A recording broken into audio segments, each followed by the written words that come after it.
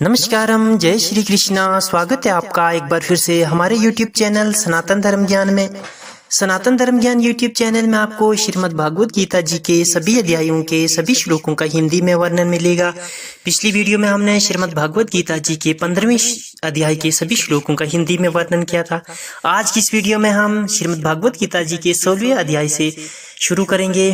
श्रीमद् भागवत गीता जी के 16वें अध्याय के पहले श्लोक में श्री भगवान बोले, भय का स्वार्थ अभाव, अताकरण की पूर्ण निर्मलता, तत्व ज्ञान के लिए ध्यान योग से निरंतर दृढ़ स्थिति और सात्विक दान, इंद्रियों का दमन, भगवान देवता और गुरुजनों की पूजा तथा अग्निहोत्र आदि उत्तम कर्मों का आचरण एवं वेद शास्त्रों का पाठन तथा भगवान के नाम और गुणों का कीर्तन, स्वधर्म पालन के लिए कष्ट सहन और शरीर तथा इंद्रियों के सहित अताकरण की सरलता।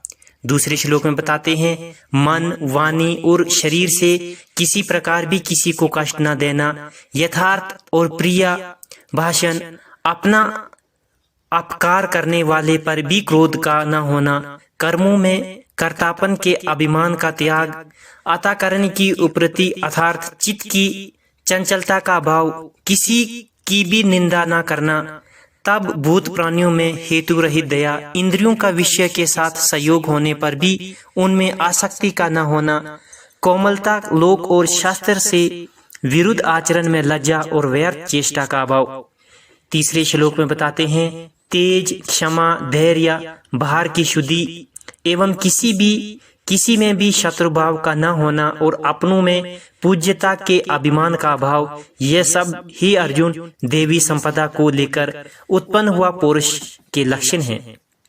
चौथे श्लोक में बताते हैं, हे पार्थ, दंभ, घमंड और अभिमान तथा क्रोध, कठोरता और अज्ञान भी यह सब असुरी संपदा को लेकर उत्पन्न हुए पुरुषों के लक्षण है।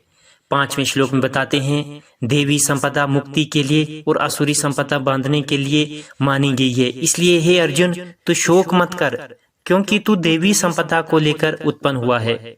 छठे श्लोक में बताते हैं, हे अर्जुन, इस लोक में भूतों की सृष्टि यानी मनुष्य समुदाय दो ही प्रकार का है, एक तो देवी प्राकृतिक वाला और दूसरा असुरी प्रकृति वाला। उनमें से देवी प्रकृति वाला तो विस्तार पूर्वक कहा गया है, अब तू असुरी प्रकृति वाले मनुष्य समुदाय को भी विस्तार पूर्वक मुझसे सुन। सातवें श्लोक में बताते हैं, असुर स्वभाव वाले मनुष्य प्रवृत्त और निवृत्त इन दोनों को ही नहीं जानते, इसलिए उनमें न तो बाहर भीतर की शुद्धि है, न श्रेष्ठ आचरण और न सत्य भाषण ही है।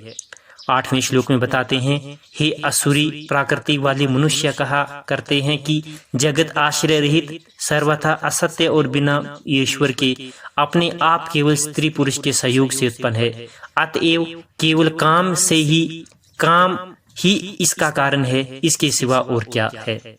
नौवें श्लोक में बताते हैं, इस मिथ्या ज्ञान को अवलंबन करके जिनका स्वभाव नष्ट हो गया है तथा जिनकी बुद्धि मंद है, वे सब आप करने वाले कुकर्मी मनुष्य केवल जगत के नाश के लिए ही समर्थ होते हैं।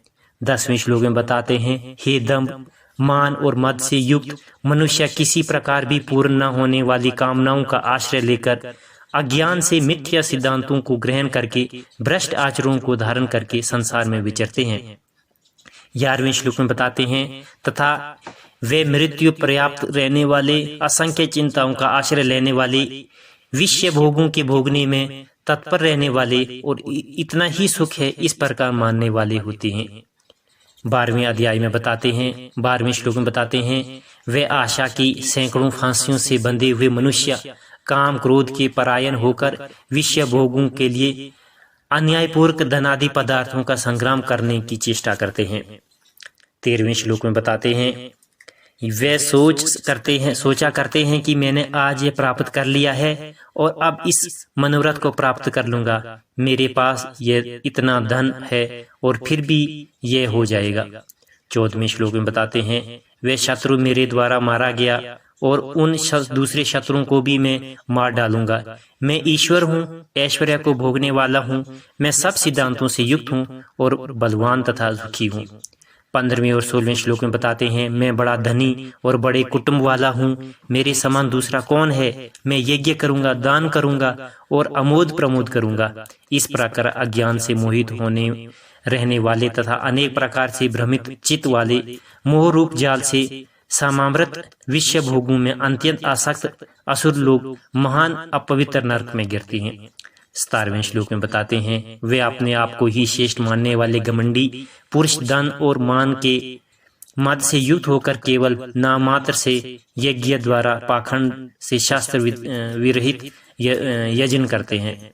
18वें श्लोक में बताते हैं, वे अहंकार, बल, घमंड, कामना और क्रोध आदि के परायण और दूसरों की निंदा करने वाले पुरुष अपने और दूसरे के शरीर में स्थित कुछ अंतर्यामी से दोष करने वाले होते हैं। 19वें श्लोक में बताते हैं, उन दोष करने वाले पापचारी और कुकर्मी नराधमों को मैं संसार में बार बार असुरी योनियों में ही डालता हूँ। 20वें श्लोक में बताते हैं, हे अर्जुन, वे मूढ़ मुझको न प्राप्त होकर ही जन्म जन्म में असुरी योनि को प्राप्त होते हैं, फिर उससे भी अति नीच गति को ही प्राप्त होते हैं, अर्थात घोर नरक में पड़ते हैं।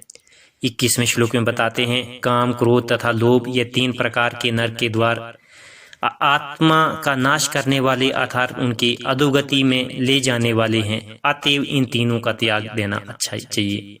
22वें श्लोक में बताते हैं, हे अर्जुन, इन तीनों नरक के द्वारों से मुक्त पुरुष अपने कल्याण का आचरण करता है, इससे वे परम गति हो जाता है, अर्थात मुझको प्राप्त हो जाता है। 23वें श्लोक में बताते हैं, जो पुरुष शास्त्र विधि को त्याग कर अपनी इच्छा से मनमाना आचरण करता है, वह न सिद्धि को प्राप्त होता है, न परम गति को और न ही सुख कोई। 24वें श्लोक में बताते हैं, इससे तेरे लिए इस कर्तव्य और अकर्तव्य की व्यवस्था में शास्त्र ही प्रमाण है। ऐसा जानकर तू शास्त्र विधि से नियत कर्म ही करने योग्य है। ये थे श्रीमद् भागवत गीता जी के 16वें अध्याय के सभी श्लोकों का हिंदी में वर्णन। अगली वीडियो में हम श्रीमद् भागवत गीता जी के 17वें अध्याय के सभी श्लोकों का हिंदी में वर्णन करेंगे। आप हमारे YouTube चैनल सनातन धर्म ज्ञान को सब्सक्राइब करें, बेल आइकन जरूर दबाएं ताकि आने वाली वीडियो की नोटिफिकेशन आप तक सबसे पहले पहुंचे। नमस्कारम, जय श्री कृष्ण।